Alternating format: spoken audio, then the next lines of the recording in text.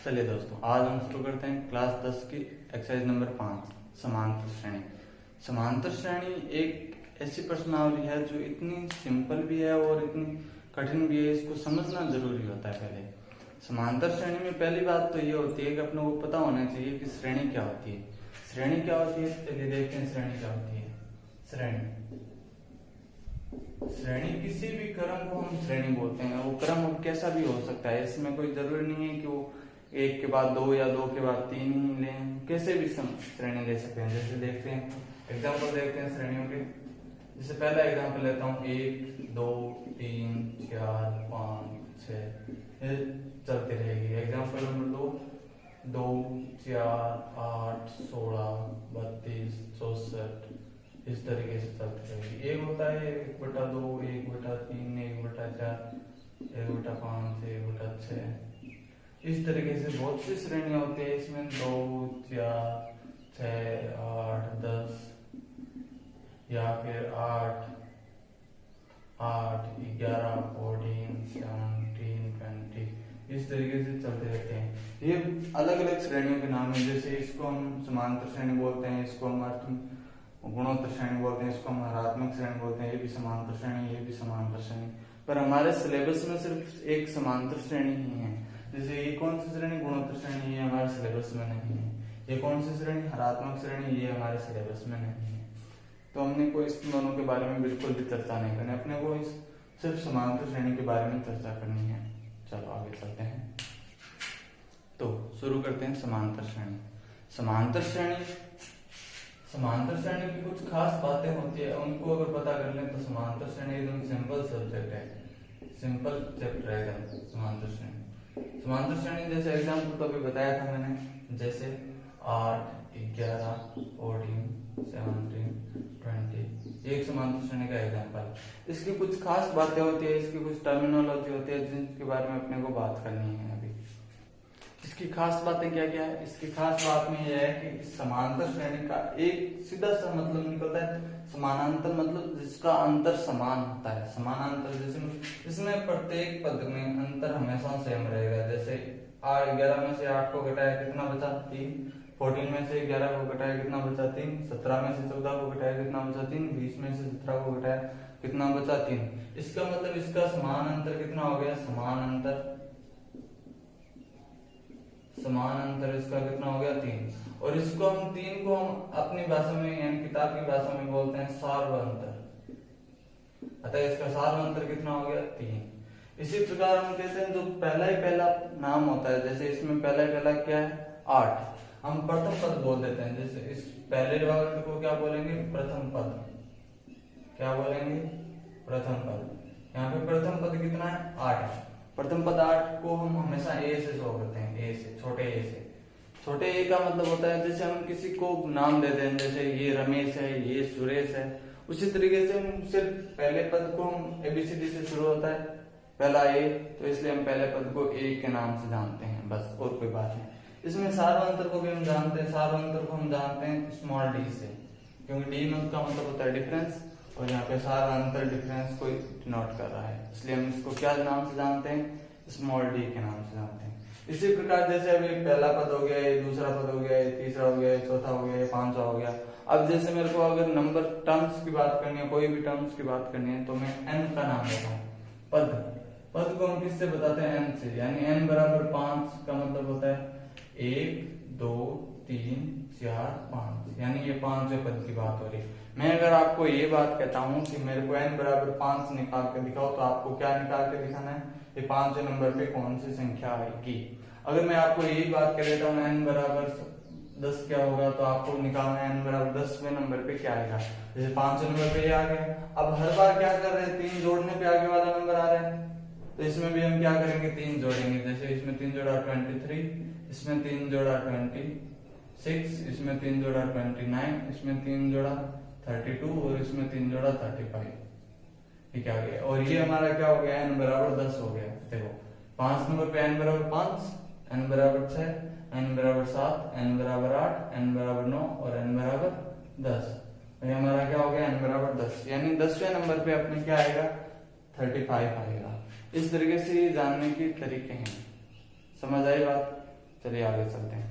अब क्या होता है कि हमको इसके रिलेटेड कुछ क्वेश्चंस होते हैं, जिससे क्या है ये हमको बात अच्छी तरीके से समझ आता है। हम कुछ क्वेश्चन लेके देखते हैं क्वेश्चंस किस तरीके से आते हैं। जैसे अब मैं क्या देखता हूँ, आपको कोई समांतर श्रेणी दी हुई है 5 7 9 11, ये एक मान लो समांतर श्रेणी दी हुई है, और आपको पूछ लेता है कि इसमें बताओ n बराबर 12 नंबर पे क्या आएगा, 12 नंबर क्या होगा, n बराबर 12 क्या होगा। तो आपको कुछ नहीं करना, सिंपल से देखना है ये कौन सा नंबर पे है, 1 नंबर पे है, ये कौन से नंबर पे 2 नंबर पे, ये कौन से नंबर पे 3 पे, ये 4 पे। तो आपको कितने नंबर तक पहुंचना है, 12 नंबर तक पहुंचना है। और इसमें कॉमन डिफरेंस हमेशा सेम होएगा। जैसे सारवंतर होता है, सारवंतर इसमें क्या था, 5 में 2 जोड़ा 7, 7 में 2 जोड़ा 9, 9 में 2 जोड़ा 11। तो यानी हर बार इसमें सेम संख्या ही जुड़ेगी।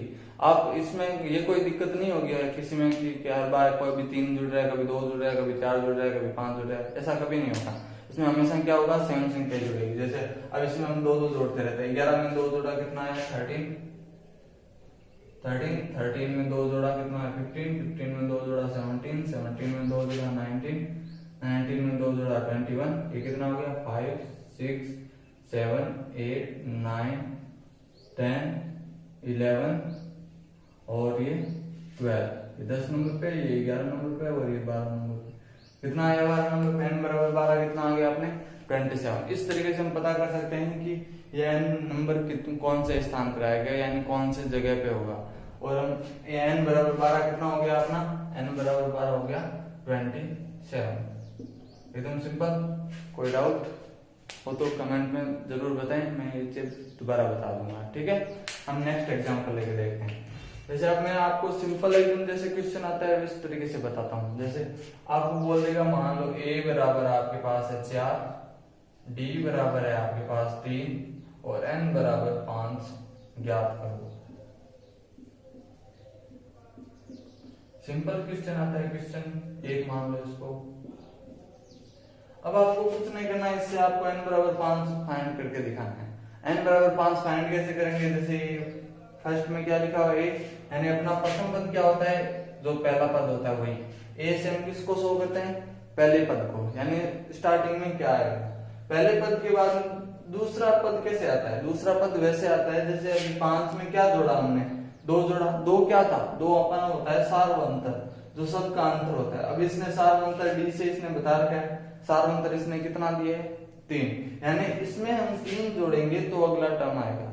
जैसे 4 में हमने 3 जोड़ा तो कितना हो गया 7, यानी कि 5 में हमने जब 2 जोड़ा था तो क्या आया था, अगला टर्म आया था। इसमें 2 क्या था अपना सार्वंतर। उसी तरीके से 4 में हमने क्या जोड़ा 3 जोड़ते अपना क्या आ गया 7। अब 7 में भी है, अपने को हर बार क्या करना है 3 3 ही जोड़ना है। 7 में 3 जोड़ा 10, 10 में 3 जोड़ा 13, 13 में 3 जोड़ा 16 और ये अपना क्या नंबर आ गया 5 नंबर पे आ गया। n बराबर 5 निकालना था, ये n बराबर 1 नंबर, ये n बराबर 2, ये 3, ये 4 और ये n बराबर क्या हो गया 5 नंबर। अतः n बराबर 5 पे कितना आया, n बराबर 5 पे नंबर आया 16। तो अपन यहाँ पे कह सकते हैं अतः n बराबर 5 बराबर n बराबर 5 का मान 16 होगा। समझ आई बात। एक एग्जांपल और लेके दिखाते हैं। ये एग्जांपल थोड़ा सा टफ लेते हैं ताकि आपको बात अच्छे से समझ आ जाए। जैसे मान लो क्वेश्चन नंबर 2 लेते हैं। इसमें घबराने की कोई बात नहीं है, आपको बस जो 2-3 बातें हैं वही दिमाग में रखनी है कि a बराबर क्या होता है पहला पद, d बराबर क्या होता है जो सब में अंतर है, यानी पहले पद में d को जोड़ेंगे तो अगला पद आएगा, अगले पद में वापस d को जोड़ेंगे तो उसके आगे वाला आएगा, उसमें वापस d को जोड़ेंगे तो उसके आगे वाला, उसमें वापस d को जोड़ेंगे तो उसके आगे वाला। इस तरीके से टर्म्स आती रहती हैं। जैसे एक एग्जांपल लेते हैं, जिसे मैं कहता हूँ a बराबर तो है मान लो अपना 4 और d बराबर हो गया 2.5, यानी कितना हो गया 2.5 हो गया। d बराबर कितना लिया है इस बार अपने 2.5 और n बराबर अपने को निकालना है 6 नंबर पे। क्या है n बराबर 6 अपने को ज्ञात करना है। n बराबर कितना ज्ञात करना है 6 ज्ञात करना है। तो हम शुरू करते हैं आगे। a बराबर कितना है 4, तो मैंने लिखा 4। फिर क्या करना है, a में हमेशा किसको जोड़ना होता है d में।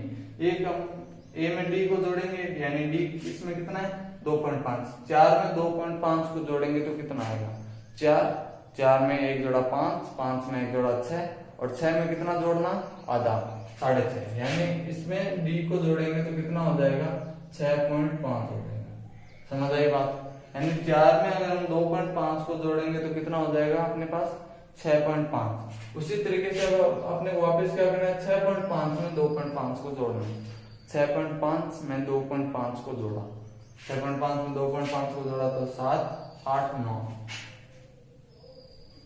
समझ आई बात? कभी भी किसी को डाउट हो तो आराम से समझ ले इसको। पहला पद क्या था अपने पास 4, 4 में अपने को क्या जोड़ना था डी जोड़ना था, डी को जोड़ेंगे, डी अपने पास कितना है 2.5।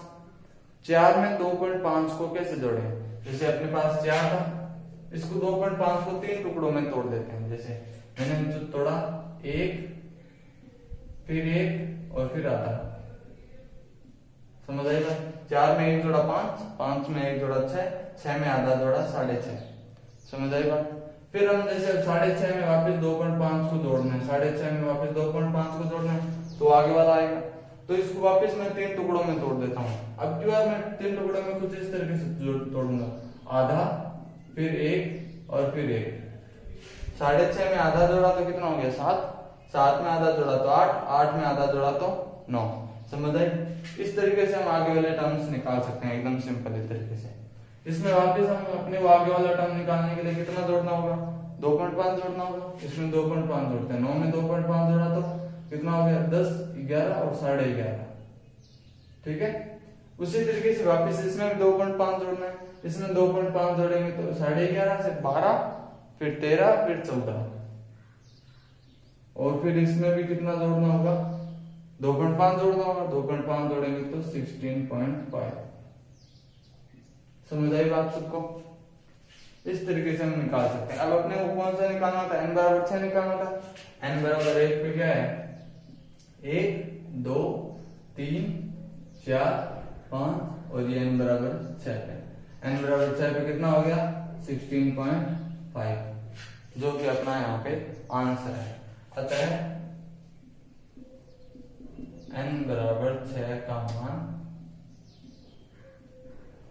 16.5 होगा। सबको समझ आई बात? कोई भी दिक्कत हो तो आप कमेंट बॉक्स में बता सकते हैं, और इससे रिलेटेड कोई भी दिक्कत हो तो आप कमेंट में शेयर जरूर करें। मैं उससे रिलेटेड आपको कोई ना कोई सॉल्यूशन या कोई ना कोई वीडियो और डाल के दिखा दूंगा। समझ आई बात सबको? चलो आगे चलते हैं। चलिए आगे चलते हैं, एक क्वेश्चन और लेते हैं, फिर अपने सारी चीजों को एक साथ समझते हैं। जैसे एक लास्ट क्वेश्चन लेते हैं, क्वेश्चन नंबर 3। क्वेश्चन नंबर 3 में आपको दिया हुआ है a बराबर 5, d बराबर 3, n बराबर आपको 7 निकालना है। तो आपको पहला काम क्या करना था, आपको सिर्फ पहले तो पहला टर्म लिखना था। पहला टर्म क्या है यहाँ पे 5 है, तो मैंने 5 लिख दिया। 5 के बाद में आगे वाले टर्म कैसे आती है, आगे वाले टर्म आती है डी में ए में डी को जोड़ने पे। ए में डी को जोड़ेंगे, यानी अपने स्टार्टिंग वाली श्रेणी क्या थी 8, 11, 14, 17। इसमें हम क्या कर रहे थे, जैसे 8 में क्या जोड़ा 3 जोड़ा, 3 में वापस 3 जोड़ा, वापस 3 जोड़ा, तो ये 3 क्या था अपना 3 अपना सार्वंतर था। सार्वंतर इसमें कितना दे रखा है, इसमें भी 3 ही दे रखा है। तो यानी अब 5 में कितना जोड़ना होगा, 5 में जोड़ा 3 जोड़ा तो कितना हो गया ये 8, 8 में 3 जोड़ा तो 11, 11 में 3 जोड़ा तो 14, 14 में 3 जोड़ा तो 17, 17 में 3 जोड़ा तो 20, 20 में 3 जोड़ा तो 23। अपने को कौन से टर्म्स तक जाना है 7 नंबर टर्म तक जाना है। 7 नंबर में ये कितना नंबर हो गया n बराबर 1, ये 2, ये 3, ये 4, ये 5, ये 6 और ये कितना नंबर हो गया 7 नंबर। अतः अपना आंसर कितना हो गया n बराबर 7, 23 होगा। n बराबर 7 कितना हो जाएगा 23 हो जाएगा। समझ आई बात सबको? इसमें अपने आज क्या क्या सीखा, आज हमने सीखा, तो मैं एक समांतर श्रेणी में सारा कुछ लिख के दिखा देता हूँ। जैसे मैं एक समांतर श्रेणी लेता हूँ, जैसे 2, 4, 6, 8, 10, 12 ये मान लो समांतर श्रेणी है कोई। इसमें क्या होता है प्रथम पद प्रथम पद को हम ए से लिखते हैं, प्रथम पद को ए से लिखते हैं,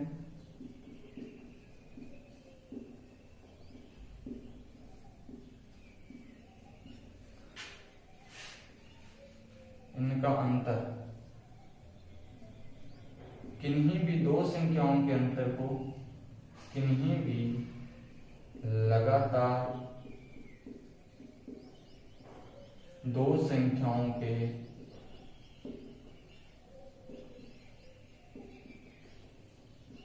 अंतर को डी से लिखते हैं,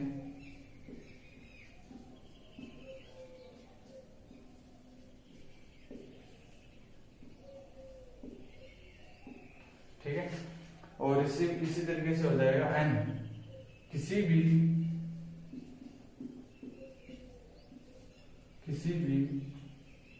पद की बात करने के लिए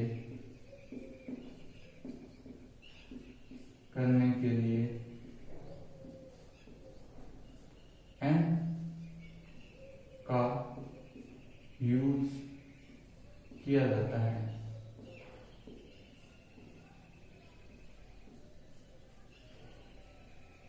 समझ आई बात? जैसे इसमें क्या है, प्रथम पद यानी स्टार्टिंग वाले टाइम को हम क्या कहते हैं, ए से शो करते हैं। किन्हीं भी दो संख्याओं के अंतर को, जैसे 6 में से 4 को घटाया कितना है 2, 8 में से 6 को घटाया कितना है 2, 10 में से 8 को घटाया कितना है 2। इसको हम किन्हीं भी लगातार दो संख्याओं के अंतर को हम किससे लिखते हैं, डी से लिखते हैं। और किसी भी पद की बात करने के लिए, जैसे अपने को यहाँ पे कौन से पद की बात कर रहे थे, 7वें पद की बात कर रहे थे। यहाँ पे अगर 10 की बात करें तो कौन सा हो जाएगा, 1 2 3 4 5, 5वें पद की बात करें। इसी तरीके से हमको अगर कोई नंबर यानी उस स्थान पे कौन सा है उसकी बात करने के लिए हम किसका यूज करते हैं, एन को काम में लेते हैं। समझ आई बात सबको? चलो आगे चलते हैं। और अगर आज किसी को कोई भी बात समझ नहीं आई है तो उसको हम कमेंट बॉक्स में बता सकते हैं। कमेंट बॉक्स में बता दोगे जिससे क्या होगा, मेरे को पता चलेगा और मैं आपको कभी किसी दूसरी क्लास में आपको वो चीज जरूर समझा दूंगा। समझ में आई बात? और कमेंट बॉक्स में जरूर अगर आपको समझ आता है तो कैसा अच्छा समझ आया है या कहाँ कोई दिक्कत हो रही है तो वो भी बता दें, ठीक है। और चैनल को आपको पता ही है, लाइक शेयर और सब्सक्राइब जरूर करना ही है। समझ आई बात? चलो चलते हैं। ओके दोस्तों।